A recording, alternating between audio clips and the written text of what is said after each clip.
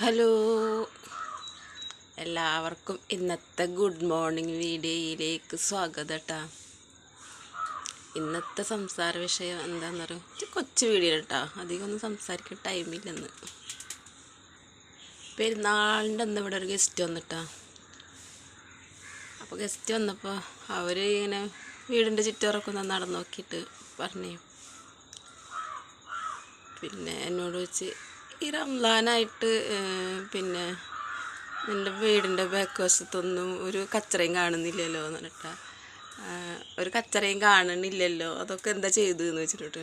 ഇപ്പം നോമ്പാകുമ്പോൾ നമുക്ക് സ്വാഭാവികമായിട്ട് ഇതിലൊക്കെ ഉണ്ടാവും, ഓരോ പച്ചക്കറി വേസ്റ്റ് ഉണ്ടാവും, അതേപോലെ കൂടുതൽ ഫ്രൂട്ട്സിൻ്റെ വേസ്റ്റൊക്കെ ഉണ്ടാവുമല്ലോ, തണ്ണിമത്തൻ്റെ തൊണ്ട്, മുസമ്പിയുടെ തൊണ്ട്, അങ്ങനെയുള്ള സാധനങ്ങളൊക്കെ. പിന്നെ നമുക്ക് കുറേ ഭക്ഷണം പാഴാവും ചെയ്യും. രാത്രിയിൽ കഴിച്ചിട്ട് ബാക്കി നമുക്ക് പകൽ കഴിക്കാൻ പറ്റില്ല. അപ്പോൾ പിന്നെ നമ്മൾ ബാക്കിയുള്ളത് കളയല്ലാന്ന് നിർത്തിയില്ല. അപ്പോൾ അങ്ങനത്തെ ഇതുണ്ടാവും. പ്രത്യേകിച്ച് ഇവിടെ പിന്നെ പ്രസവിച്ചെടുക്കണ കാരണം കൊണ്ട് അതിൻ്റെ കുറച്ച് നമ്മൾ അവർക്ക് വേണ്ടി ഭക്ഷണമൊക്കെ ഉണ്ടാക്കുമ്പോൾ അപ്പോൾ അതിൻ്റെ വേസ്റ്റ് അങ്ങനെയൊക്കെ എന്തെങ്കിലുമൊക്കെ ഉണ്ടാവുമല്ലോ.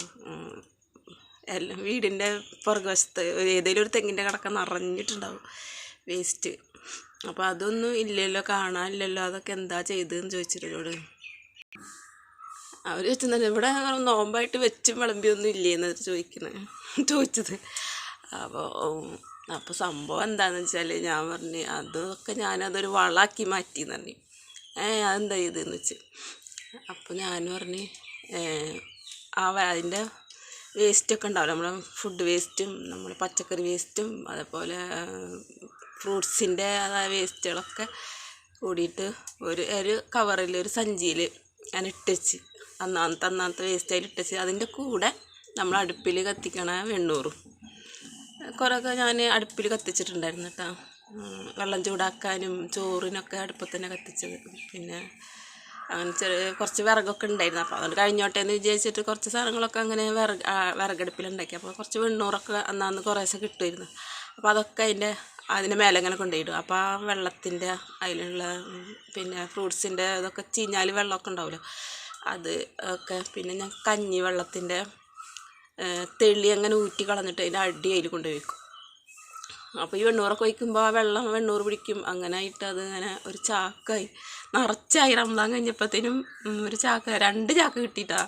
അങ്ങനെ നല്ലൊരു വളമായിട്ടത്. എന്നിട്ട് എന്ത് പണിയാട്ടി, തെങ്ങിൻ്റെ കട അങ്ങോട്ട് വലിയൊരു കുഴിയെടുത്ത്, തെങ്ങിൻ്റെ കടക്ക് 2 സൈഡിൽ വലിയൊരു കുഴിയെടുത്തിട്ട് ആ 2 ചാക്കും അതിൽ ഇട്ട് മൂടി, ആ തെങ്ങിൻ്റെ കടക്കിട്ട് മൂടിയത്.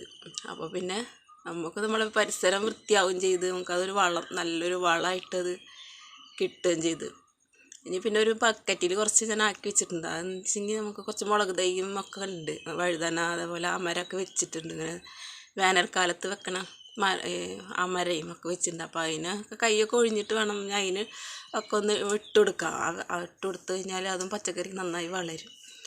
അപ്പോൾ ആ വേസ്റ്റ് നമുക്ക് നമ്മളെ വീടിൻ്റെ പരിസരത്ത് ഇങ്ങനെ കാക്ക കുത്തി വലിച്ച് പൂച്ചകളും നായക്കളൊക്കെ മാന്തിയിട്ടും, പൂച്ചകളുടെ ശല്യം കാക്കകളുടെ ശല്യം സഹിക്കില്ല. നമ്മൾ വടക്കപ്പുറത്ത് നമ്മളത് വേസ്റ്റ് നമ്മുടെ വീട്ടിലെ ഫുഡ് വേസ്റ്റ് കൊണ്ടുപോയിട്ടുണ്ടെങ്കിൽ കാക്കകളുടെ ശല്യം കൂടുതൽ. പിന്നെ പൂച്ചകളും രാത്രി നായ്ക്കളും അതിൻ്റെ കൂടെ ഇപ്പോൾ പന്നികളും ഉണ്ടല്ലോ.